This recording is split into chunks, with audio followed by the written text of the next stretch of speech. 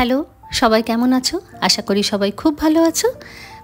কলকাতায় যখন গরমের ছুটিতে গেছিলাম তখন কয়েকটা টুকিটাকি জায়গায় ঘুরতে গেছিলাম, তাই নিয়েই ছোট্ট একটা ব্লগ বানাচ্ছি। আশা করি টক মিষ্টি চ্যানেলের এই ব্লগটা তোমাদের ভালো লাগবে। চলো শুরু করা যাক। কলকাতার কিছু প্রিয় জায়গার মধ্যে প্রথমে গিয়েছিলাম নিউ মার্কেট, যেটা আমার কাছে সত্যিই একটা খুব স্পেশাল জায়গা। আমি আর আমার বোন সেদিন হঠাৎ ঠিক করি বেরিয়ে পড়লাম নিউ মার্কেটের উদ্দেশ্যে।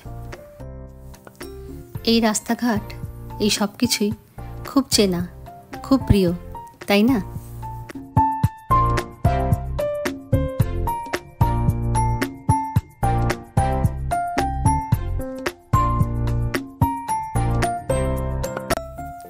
নিউ মার্কেট মানেই তো শপিং। ফুটপাতে নানা রকম বৈচিত্র্যের সমাহার। কোথাও নানা রকম ড্রেস পাওয়া যাচ্ছে, কোথাও নানা রকম জুয়েলারির সম্ভার, কোথাও ব্যাগ, কোথাও জুতো। দেখলে মনে হয় সব কিছুই নিয়ে চলে যাই। তবে সব কিছু তো নিয়ে যাওয়া সম্ভব নয়, তাই টুকিটাকি কিছু শপিং করলাম অবশ্যই। শপিং শেষ করে চলে গেলাম স্কুপে। সেখানে নিলাম ফিশ ফিঙ্গার আর লাইম সোডা। দারুণ ছিল। পরের গন্তব্য ছিল কলেজ স্ট্রিট বা বইপাড়া। না, সেদিন যাইনি, অন্য একদিন গেছিলাম। এই অঞ্চলটাকে আমি আমার পুরনো পাড়াও বলতে পারি, কারণ এখানের খুব কাছেই ছিল আমার কলেজ। কলেজে পড়াকালীন বহুবার নানা কারণে বা অকারণে অনেকবার বইপাড়াতে এসেছি। কলেজ স্ট্রিটে নানা রকম বই কিনেছি, আর তার সাথে অবশ্যই চলে যেতাম কফি হাউসে। অনেক অনেক বছর পরে আমি আজকে আমার ফ্যামিলির সাথে এসেছি এই জায়গায়, আর অবশ্যই গেলাম কফি হাউসে। কিছু টুকিটাকি বইও কিনলাম, সেগুলো সাথে করে নিয়েও এসেছি। এত ভালো লাগছিল, পুরনো সব কথা মনে পড়ে যাচ্ছিল।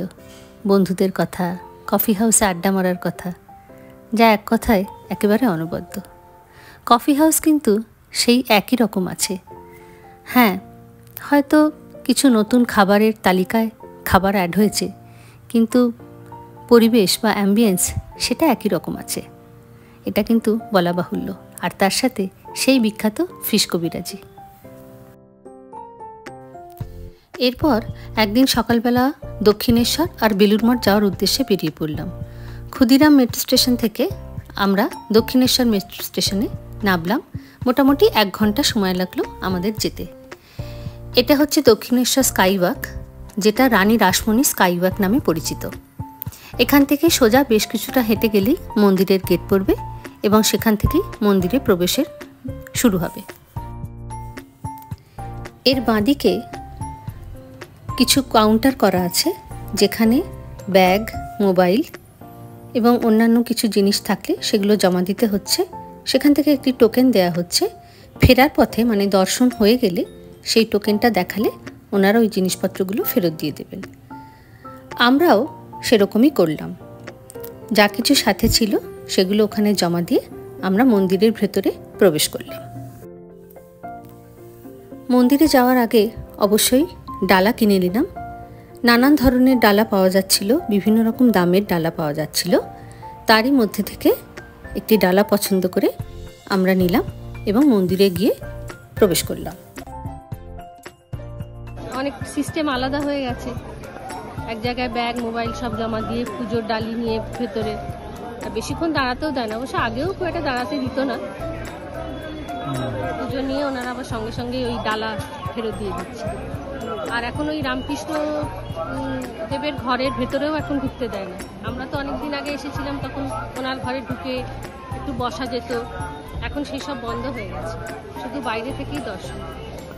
আমরা বাইরে ওই দালানটা কিছুক্ষণ বসেছিলাম, খুব খুব ভালো লাগছিল ওখানে বসে, এত শান্তি আসছিল মনে। তো ওই জায়গাটা বসা যাবে। এরপর আমরা রওনা দিলাম বেলুড় মঠ যাওয়ার উদ্দেশ্যে। ফেরিঘাটে এসে সেখান থেকে ঘাট পেরিয়ে গঙ্গার ওপারই বেলুড় মঠ।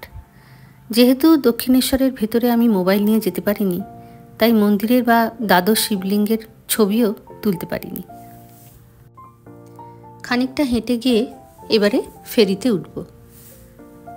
বেশ ভিড় ছিল, আর সেদিন প্রচণ্ড গরমও ছিল। যাই হোক, গঙ্গার সামনে যেতেই বেশ হাওয়া দিচ্ছিল, তাই অতটা অসুবিধে হচ্ছিল না।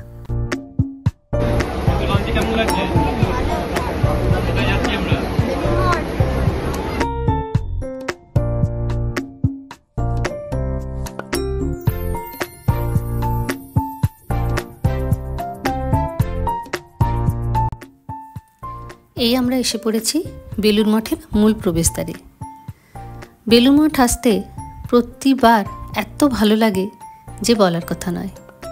এই জায়গাটাতে এলেই এমন একটা অদ্ভুত শান্তি অনুভূত হয়, যেটা আমার মনে হয় আমার মতো তোমরা যারা আসো তোমাদেরও তাই মনে হয়। এই বেলুড় মঠের শান্ত স্নিগ্ধ পরিবেশ, এই পবিত্রতা আর কোথাও পাওয়া যায় না।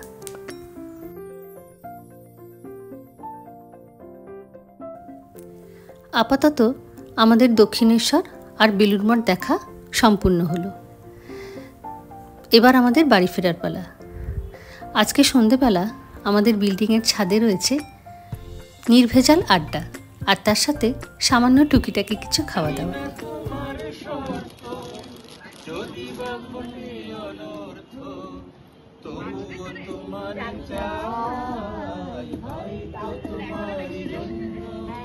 হয়েছি প্রেমে যে বন্য, জানি তুমি অনন্য, আশার হাত বাড়ায়।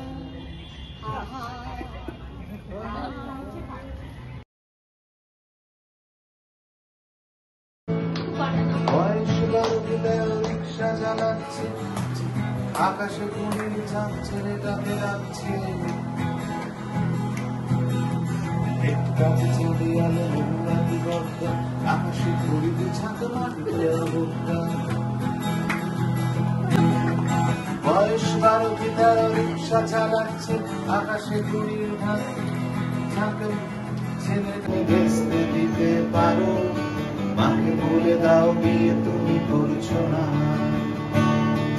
চাকরিটা আমি পেয়ে গেছি বেলা সত্যি, আর মাত্র কয়েকটা মাস ব্যাস। স্টার্টিং এই ওরা 1100 দেবে, 3 মাস পরে দমকল। চুপ করে কেন বেলা কিছু বলছো না? এটা কি 1139 বেলা বসতো তার চোখে শুনতে 10-12 রং নাম্বার। এই জমাটিয়া নির্ভেজাল আড্ডা, তার সাথে এরকম সুন্দর গান, সব কিছু মিলিয়ে অভিজ্ঞতা একটা একেবারে অনবদ্য। যখন ফিরে আসার কথা ভাবি তখন মনটা বড় খারাপ লাগে, বড় কষ্ট হয়, কিন্তু তার সাথে সাথে এটাও ভাবি যে যেন খুব তাড়াতাড়ি আবার আসতে পারি। এই কলকাতার রাস্তাঘাট, এই চারিপাশের এত জায়গা, আর তার সাথে এরকম সুন্দর প্রতিবেশী যারা আমাদেরকে খুব ভালোবাসে এবং যাদের সাথে সময়টা একেবারে হুহু করে কেটে যায়। মনেই হয় না যে এরা আমাদের প্রতিবেশী, মনে হয় এরা প্রত্যেকেই বড় আপন, বড় প্রিয়। সত্যিই তাই। আজকের মতো ব্লগটা এখানেই শেষ করছি। আশা করি তোমাদের খুব ভালো লেগেছে। টক মিষ্টি চ্যানেলের এই ব্লগটা কেমন লাগলো অবশ্যই জানিও। আজকের মতো টাটা।